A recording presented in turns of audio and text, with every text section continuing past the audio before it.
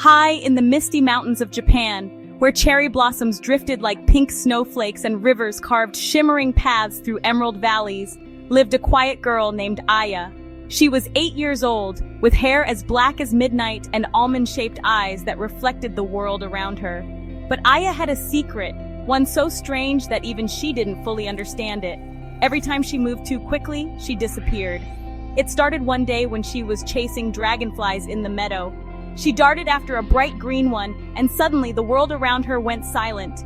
When she stopped, the dragonfly was gone, and so was she. Aya had reappeared a few feet away, her heart racing. Her older brother, Ren, was the only one who knew her secret. Ren was 12, with a serious face but a kind heart. He wore a dark brown yukata and carried a small satchel filled with snacks, maps, and his favorite lucky charm, a smooth river stone. Aya nodded, but deep down she didn't know how. One sunny morning, Ren and Aya were sent to deliver rice to a shrine at the edge of the forest. The path was breathtaking, lined with towering bamboo that swayed gently in the breeze. The air smelled of sweet blossoms, and the distant sound of a waterfall added a calming rhythm. As they walked, Aya hopped from stone to stone along the path. "Ren, do you think there's magic in the mountains?" she asked, her voice light and curious. Ren shrugged. "Grandfather says the mountains are full of kami, spirits who protect the land. Maybe they know about your, vanishing act." Aya giggled, but her laughter was cut short when a rustling noise came from the trees. A golden fox with a bushy tail and clever eyes stepped onto the path.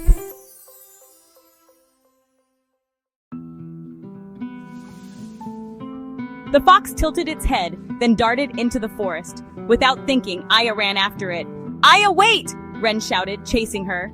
As Aya moved faster, her body flickered like a lantern in the wind. The fox led her to a clearing where a crystal-clear pond shimmered under the sunlight. Aya stopped abruptly, reappearing just as Ren caught up, panting. "What were you thinking?" Ren scolded, but his tone softened when he saw the fox sitting calmly by the pond. The fox's golden eyes seemed to beckon Aya closer. As she approached, the water in the pond rippled, and an image appeared, a mountain trail leading to a grand torii gate glowing with golden light. "It's showing us something," Ren said, amazed. The fox stood and began walking toward the trail in the vision. Aya and Ren followed, the path winding higher into the mountains. The scenery grew even more beautiful, with vibrant wildflowers and views of the valley stretching far below. When they reached the glowing torii gate, the fox stopped and let out a soft yip. Aya stepped through the gate and found herself in a hidden village surrounded by clouds. The buildings were made of polished wood and paper, and the air sparkled with floating lights like tiny stars. "Aya," he said, his voice gentle, "you have a gift. Your vanishing is the spirit of the wind within you. It allows you to move with the kami, but you must learn to use it wisely." Aya stared in awe. "How do I learn?" she asked. The old man smiled. "The wind is free but controlled. Watch it, listen to it, and it will guide you." He gestured to the fox, who circled Aya playfully before running off. "Follow it," the man said, "and practice your steps." For hours, Aya and Ren practiced in the village.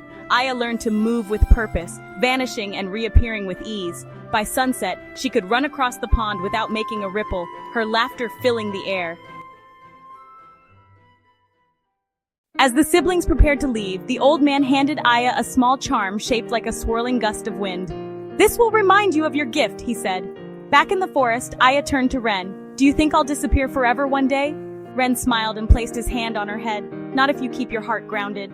You're stronger than you think." The golden fox watched them from a distance, its tail flicking before it vanished into the trees. Want to join Aya and Ren on more magical adventures?